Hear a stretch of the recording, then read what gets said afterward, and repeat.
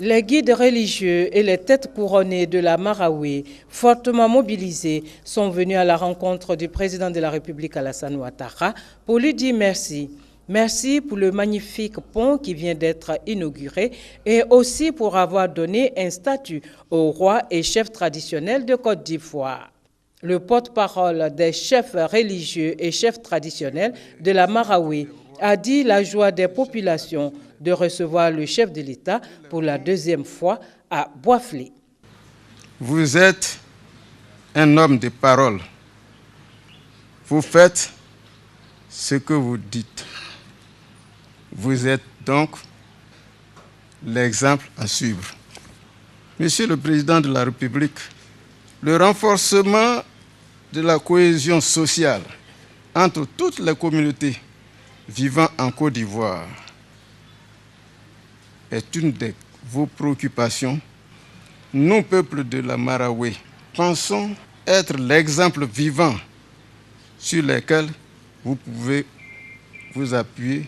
Cette rencontre avec les chefs religieux et chefs traditionnels de la Marawi est, selon le président de la République Alassane Ouattara, une belle occasion d'échanger avec eux et de prendre de leurs nouvelles. Le chef de l'État s'est félicité de la parfaite harmonie qui règne entre les différentes communautés.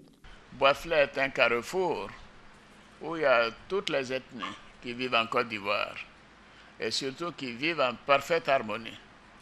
Et je voudrais vous remercier et vous féliciter pour cela, car c'est cela que devrait être la Côte d'Ivoire, dans toutes les régions de Côte d'Ivoire, que nous puissions tous vivre en paix, ensemble et en parfaite harmonie.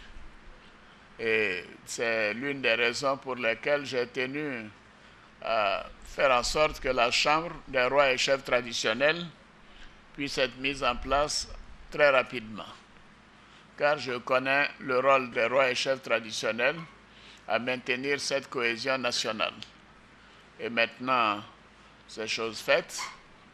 La loi a été votée, le budget a été mis en place et le ministre de l'Intérieur donc va procéder très rapidement à la mise en place effective de la Chambre des rois et des chefs traditionnels dès le premier trimestre de cette année.